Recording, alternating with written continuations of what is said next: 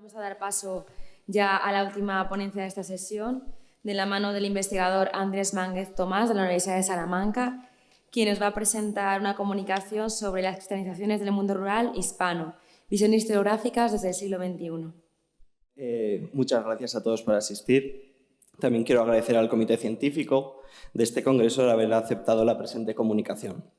Espero ajustarme al tiempo acordado, así que comienzo.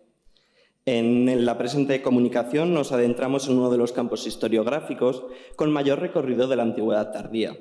puesto que la cristianización del Imperio Romano es uno de los temas que más ha atraído a los estudiosos. Así, durante gran parte del siglo XX, los historiadores pusieron el foco de atención en cómo y cuándo se había producido la conversión de los pueblos y en el análisis de las sedes episcopales. Frente a ello, ahora nosotros vamos a incidir en la cristianización de las zonas rurales, acotada al mundo hispano de la tardoantigüedad.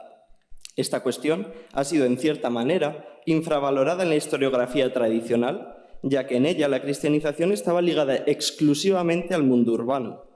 Sin embargo, algunas fuentes confirman cómo desde los primeros siglos de nuestra era, el medio rural estaba también inserto en los procesos de cristianización. Brevemente voy a dar una serie de ejemplos. Tenemos así la conocida carta de Plinio el Joven, del 112 después de Cristo, donde desde su cargo de gobernador de Bitinia y el Ponto,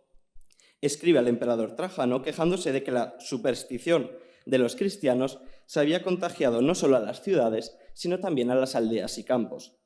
Con el paso de las décadas, observamos un movimiento de conversiones cada vez mayor hacia el occidente del Mediterráneo. Así, a finales del siglo II, Tertuliano, en su obra Apologeticum, expresa cómo en los campos hay incluso labradores cristianos. En lo concerniente a la península ibérica, centrando ya la atención de esta comunicación, nos encontramos ya cerca del año 300 con el Concilio de Elvira, en el que se intuye la presencia de cristianos en zonas alejadas de las iglesias de las ciudades. Esta difusión del cristianismo por el campo continuará y aumentará durante todo el siglo IV, puesto que para el año 400 el Concilio I de Toledo confirma la existencia de iglesias con el celebérrimo canon de Castelli aut vicus aut villae. Para aproximarnos de manera sucinta a esta problemática, he dividido esta comunicación en dos grandes partes. En un primer momento abordaremos el concepto de cristianización con una muestra de la historiografía del siglo XXI sobre esta cuestión y, en segundo lugar, expondremos algunas de las corrientes historiográficas actuales sobre la cristianización del mundo rural romano y posromano. En primer lugar, tenemos que explicar qué entendemos por cristianización. Debemos puntualizar que el término cristianización, al igual que cristianizar, son herramientas al servicio del historiador, términos que nosotros hemos dotado de contenido para ayudarnos en la labor historiográfica, puesto que desde la antigüedad clásica hasta la Baja Edad Media, el término utilizado fue conversio, no cristianización.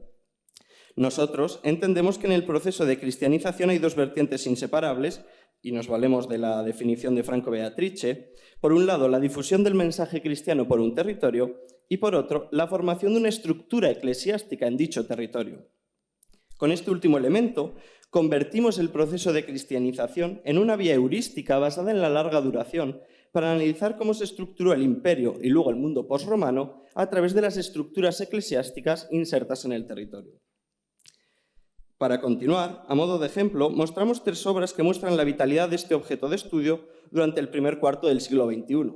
Con las ponencias de esta mesa hemos ido pasando del siglo XIX-XX, llegamos al siglo XXI. La primera de ellas, que ustedes ven en pantalla, el libro rojo, El cristianismo, aspectos históricos de su origen y difusión en Hispania, publicado en el año 2000, pero que son unas actas de congreso del año 1996, sería el primero de los congresos científicos españoles que trataría esta cuestión tras las grandes reuniones internacionales de finales del siglo XX.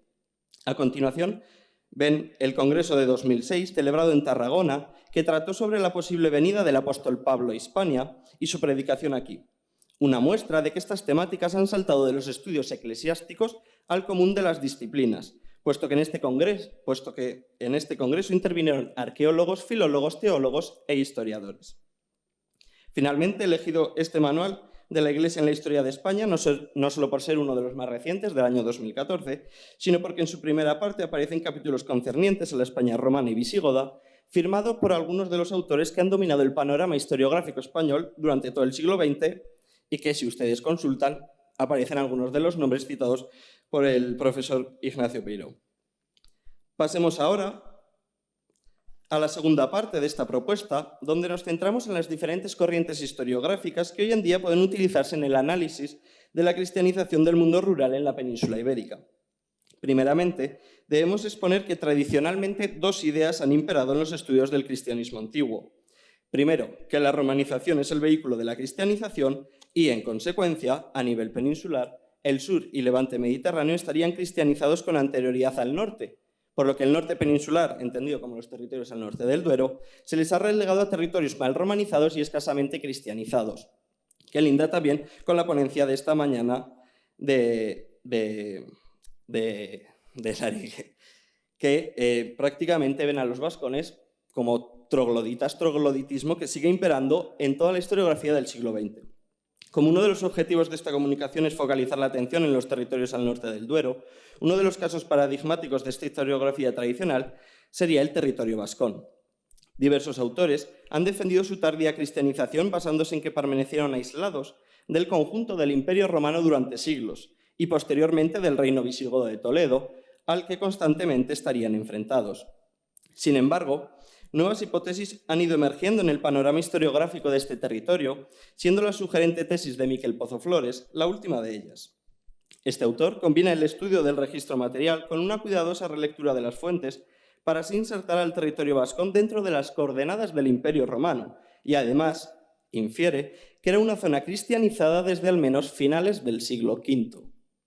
De igual modo, una nueva metodología que ha aparecido en el panorama historiográfico es la Life Ancient Religion, la cual ya han adoptado diferentes historiadores en la península, como por ejemplo la investigadora Clelia Martínez Maza.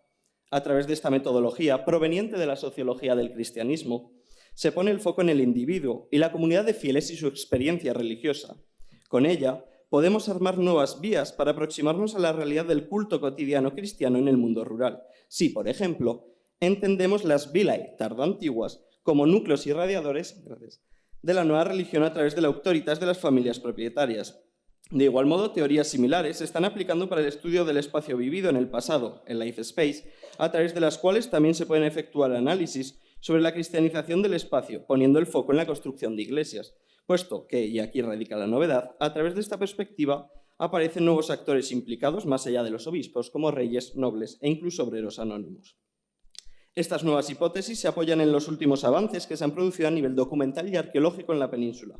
Así debemos destacar el descubrimiento de 4 nuevos documentos pertenecientes al monasterio de Asán por el investigador Guillermo Tomás Fazi, los cuales permiten profundizar en cómo se relacionaba un cenobio con sus dependientes en el territorio pirenaico del siglo VII. Por otro lado, a nivel arqueológico, cabe destacar el hallazgo y estudio la década anterior, en los años 2010, muy reciente, de la iglesia tardoantigua de Alegría d'Ulanchi en territorio vascón, lo que, añadidas a las iglesias de la misma época de San Martín de Finaga y Buradón, viene a derrumbar toda una parte de la historiografía más nacionalista que alejaba al mundo vascón de todo lo que estaba ocurriendo en las postrimerías del Imperio Romano. Igualmente, y para finalizar, cabe destacar el hallazgo el año pasado de una nueva iglesia de época tardoantigua en Olmillos de Sasamón, en Burgos, y además cabe reseñar los avances historiográficos que se están produciendo con diversas escuelas, por ejemplo en la Galaequia tardoantigua de la mano de José Carlos Sánchez Pardo y la renovación de la antigüedad tardía en territorio cántabro y astur, con la revisitación de yacimientos arqueológicos ya conocidos, como por ejemplo la Villa de Beranes. Para concluir, y no excederme, me gustaría favorecer el debate dejando varias líneas de investigación abiertas. Como hemos podido constatar, a través de estas gruesas pinceladas del panorama historiográfico, en la actualidad se está produciendo una agitada actividad en lo concerniente a la ruralidad y al norte peninsular en la antigüedad tardía, la mayor de las veces con nuevas ramas que crecen de un tronco historiográfico común, la menor de las veces con hipótesis radicalmente distintas de las anteriores. Eso sí, el nexo común de todas ellas es una utilización conjunta del registro material y de las fuentes escritas, dos dominios que en la actualidad ya no pueden ir separados. Estas líneas de investigación están generando un rico debate que muestra que en las postrimerías del Imperio Romano y en los llamados reinos bárbaros, la cristianización y organización del medio rural eran mucho menos homogéneas de lo que la historiografía del siglo XX mostró. En definitiva, no deberíamos observar a la Iglesia hispana como una única entidad, sino como multitud de iglesias locales entendidas como comunidades de fieles, cada una como un actor más del territorio con sus propias estrategias variables en el tiempo, por lo que no podemos hablar solo de una cristianización de la península ibérica, sino de la pluralidad de procesos de cristianización durante los siglos tardoantiguos y altomedievales. Muchas gracias por su atención.